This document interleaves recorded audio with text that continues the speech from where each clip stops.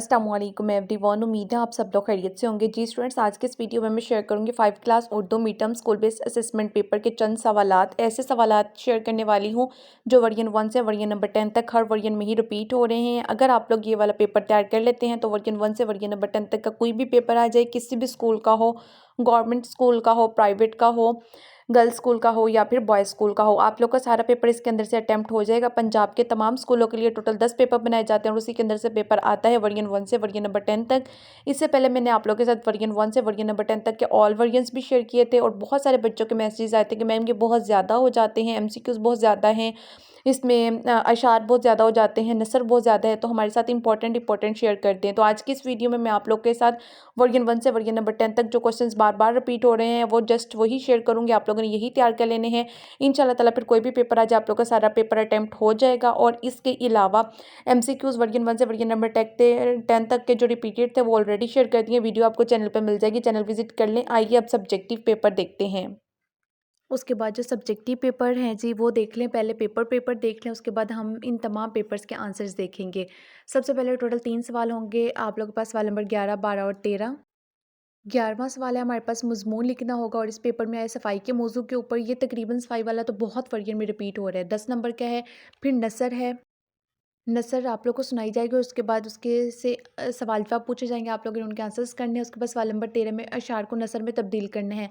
अब इसमें जो हमारे पास इशारे आए हैं वो है जी, नेकी का पढ़ाया हमको सबक, दिखलाई राह भलाई की। तो ये वाला हमारे पास आया। इसके लास्ट पे हम लोग आंसर भी देखेंगे।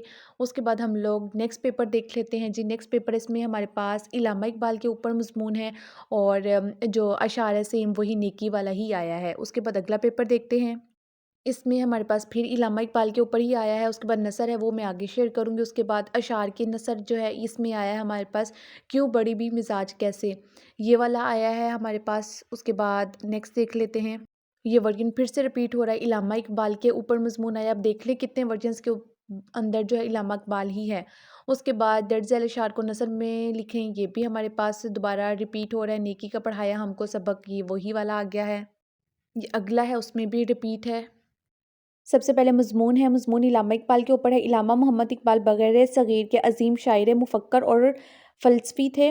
इन्हें शायर मशरिक़ के लक़ब से नवाजा गया। उनकी शायरी में उम्मीद, खुदी और अमल का जिस जज्बे से इजहार मिलता है वो नौजवानों को बेदार करता है। इकबाल ने उर्दू और फ़ारसी दोनों ज़ुबानों में आला दर्जे की शायरी की और बांगे दारा, बांगे जिब्राईल और ज़रब कलीम जैसी अहम तसानीफ़ तहरीर की। उन्होंने मुसलमानों को खुद एतमादी, इत्तेहाद और मेहनत का पैगाम दिया और बरसग़ीर के मुसलमानों के लिए एक अलग वतन की तश्कील पेश की। इल्लामा इकबाल 9 नवंबर 1877 को सियालकोट में पैदा हुए और उनके ख़यालात आज भी हमारी फ़िक्री रहनुमाई करते हैं। तो अगर आप लोग चाहें तो इल्लामा इकबाल के ऊपर मज़मून ये वाला लिख लें, नहीं तो अगर आप लोगों ने ऑलरेडी याद किया तो आप लोग वो भी कर सकते हैं। नेक्स्ट हमारे पास था जी, एक आप लोगों को नसर सुनाई जाएगी, उसके बाद सवालात पूछे जाएंगे। इसमें हमारे पास जो नसर आई है वो है जी, सूरज रोशनी और हरारत का सबसे बड़ा ज़रिया है। इसकी रोशनी अगर दिन में उजाला और गर्मी की हद देती है तो रात में यही रोशनी चांद की चांदनी में लिपटकर पुरसुकून ठंडक का एहसास दिलाती है। साइंसदानों ने इस कीमती तरीन असासे पर भरपूर तहकीक की है। माजी में साइंसदानों ने महदूद कामयाबी के साथ मसनूई तौर पर शुआई तालीफ के अमल अंजाम देने की कोशिश भी की है। पाकिस्तान में सूरज की रोशनी अफर मिकदार में मौजूद है। उसके बाद जो हमारे से क्वेश्चन पूछे जाएंगे वो ये हैं जी। सबसे पहला सवाल है हमारे पास, सूरज किस चीज़ का ज़रिया है? तो इसका करेक्ट आंसर बनता है हमारे पास, सूरज रोशनी और हरारत का बड़ा ज़रिया है। दूसरा सवाल है हमारे पास, सूरज की रोशनी चांद को कैसे अफादा देती है? तो इसका आंसर बनता है हमारे पास, सेकंड क्वेश्चन का आंसर है जी हाँ, सूरज की रोशनी की वजह से ही चांद रात को चमक रहा होता है। क्वेश्चन नंबर 3 है, सूरज पर तहकीकी काम किसने किया? तो इसका आंसर है, सूरज पर तहकीकी काम साइंसदानों ने किया। इन तमाम क्वेश्चंस के आंसर्स आप लोग को याद करने की बिल्कुल भी ज़रूरत नहीं है, ज़ुबानी आप लोगों ने याद नहीं करने। आप लोग को बस इस तरीके से एक नज़र सुनाई जाएगी, उसके बाद आप लोगों से सवाल जवाब पूछे जाएंगे। आप लोगों ने पैराग्राफ के अंदर से देख के ही इन तमाम क्वेश्चंस के आंसर्स देने हैं। उसके बाद अगला सवाल है हमारे पास, सूरज पर तहकीकी काम किसने किया? तो इसका करेक्ट आंसर बनता है हमारे पास, सूरज पर तहकीकी काम साइंसदानों ने किया। उसके बाद अगला सवाल है हमारे पास, सूरज ना होता तो फिर क्या होता?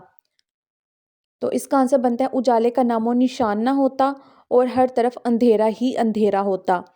اس کے بعد لاسٹ کوشچن ہے ہمارے پاس کوشچن نمبر 5، پیراگراف کو موضوع عنوان تحریر کرنا ہے، کوئی عنوان تجویز کرنا ہے کہ کیا عنوان سوٹ کرے گا اس کے اوپر، اس پورے پیراگراف کے اوپر۔ تو دیکھیں یہ ہمارے پاس پیراگراف کیا ہے، سورج کے بارے میں، تو اس کو ہم لوگ جو عنوان دیں گے وہ دیں گے سورج کی اہمیت۔ اس طریقے سے اب آپ لوگوں نے سارے کوشچنز ریڈ کر لینے ہیں، ویڈیو کو پاز کر کے دیکھ لیں، اسکرین شاٹ لے لیں، جیسے آپ لوگ کو ایزی لگے آپ لوگوں نے اس طریقے سے کرنے ہیں۔ یہ تمام کوشچن آنسرز آپ لوگوں سے سنے جائیں گے، یہ ریٹن والا کوشچن نہیں ہے، یہ صرف آپ لوگوں کو نثر دکھائی جائے گی، کوئی بھی ایک ہوگی اور اس کے اندر سے ہی سوال جواب پوچھے جائیں گے، 4 سے 5 سوال ہوں گے۔ اس کے بعد آ جاتے ہیں ہم لوگ نیکسٹ کوشچن کی طرف، جو کہ ہمارے پاس ہے جی کوشچن نمبر 13۔ سوال نمبر 13 کے اندر اشعار دیے گئے ہوں گے، آپ لوگوں نے اس کو نثر میں تبدیل کرنا ہے۔ اب اس کا جواب دیکھ لیتے ہیں۔ ہمیں نیکی کا سبق پڑھایا اور بھلائی کی راہ دکھائی، ساری برائیوں کی دیوار گرا دی اور جڑ کاٹ دی، ہمیں دین اسلام دیا اور مسلمان جیسا پیارا نام دیا، ایمان کی دولت دی اور اللہ کا پیغام دیا کہ ہم سب مسلمان بھائی بھائی ہیں، اپنی بھلائی چاہیے تو آپس میں مل جل کر رہیں۔ آپ صلی اللہ علیہ وسلم نے فرمایا کہ تمام مصیبتوں کے ماروں کی تکلیفیں دور کرو۔ اس کے بعد نیکسٹ ورژن کا سبجیکٹیو پیپر دیکھ لیتے ہیں۔ صفائی کے عنوان کے اوپر آپ لوگوں نے مضمون لکھنا ہے۔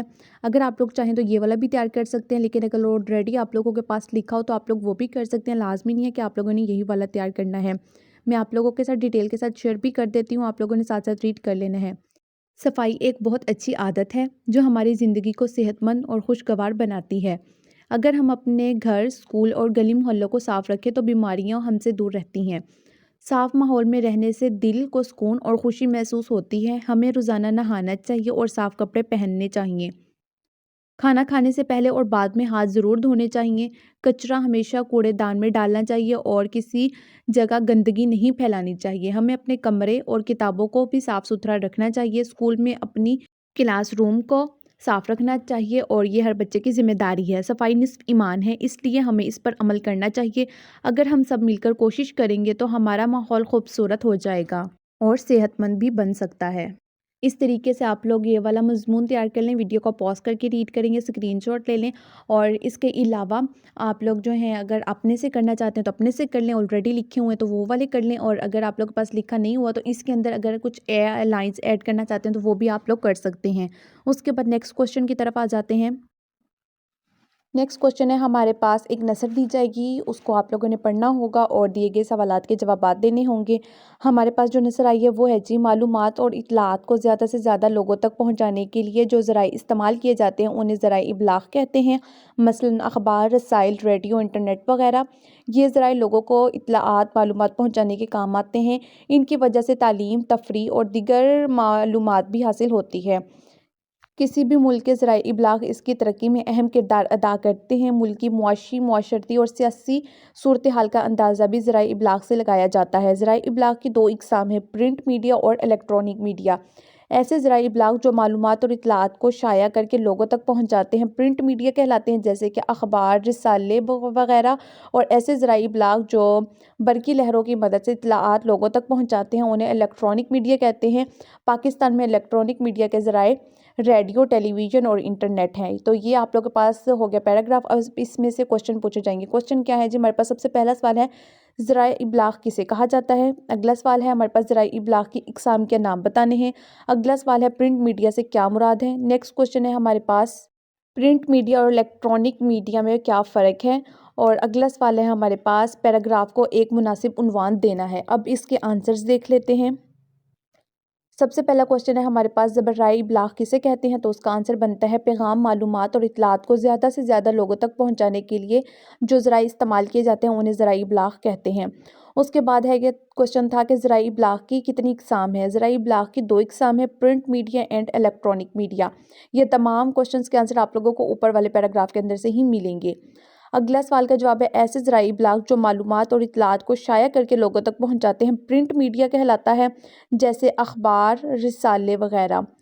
اور اس کے بعد اگلا سوال ہے، ایسے ذرائع ابلاغ جو معلومات اور اطلاعات کو شائع کر کے لوگوں تک پہنچاتے ہیں پرنٹ میڈیا کہلاتا ہے، جیسے اخبارات، رسالے۔ ایسے ذرائع ابلاغ جو برقی لہروں کی مدد سے اطلاعات لوگوں تک پہنچاتے ہیں ان کو الیکٹرانک میڈیا کہا جاتا ہے۔ پاکستان میں الیکٹرانک میڈیا کے ذرائع ریڈیو، ٹیلی ویژن اور انٹرنیٹ ہیں۔ تو یہ اس کے آنسرز بن جاتے ہیں۔ نیکسٹ کوشچن ہے ہمارے پاس کوشچن نمبر 13، نثر میں تبدیل کرنا ہے، اس کا ہمارے پاس آنسر ہے جی ہمیں نیکی کا سبق پڑھایا اور بھلائی کی راہ دکھائی، ساری برائیوں کی دیوار گرائی اور جڑ کاٹ دی، ہمیں دین اسلام دیا اور مسلمان جیسا پیارا نام دیا، ایمان کی دولت دی اور اللہ کا پیغام دیا کہ ہم سب مسلمان بھائی بھائی ہیں، اپنی بھلائی چاہیے تو آپس میں مل جل کر رہیں۔ آپ صلی اللہ علیہ وسلم نے فرمایا کہ تمام مصیبت کے ماروں کی تکلیف دور کرو۔ نیکسٹ پیپر میں دوبارہ صفائی کے اوپر تھا تو اس کو آپ لوگوں نے اسکپ کر دینا ہے کیونکہ پہلے ہم لوگوں نے دیکھ لیا، اس کے بعد اگلا سوال دیکھ لیتے ہیں جی ہم لوگ، جو کہ ہمارے پاس سوال جواب ہیں جس میں ایک نثر دی جائے گی اور اس میں سے کوشچن پوچھے جائیں گے، تو وہ والا یہ سوال ہے ہمارے پاس، تو یہ ذرائع ابلاغ والا بھی ہو چکا ہے اس لیے اس کو بھی چھوڑ دیتے ہیں، اور لاسٹ والا کوشچن بھی وہی ہے، ہمیں نیکی کا سبق پڑھایا والا۔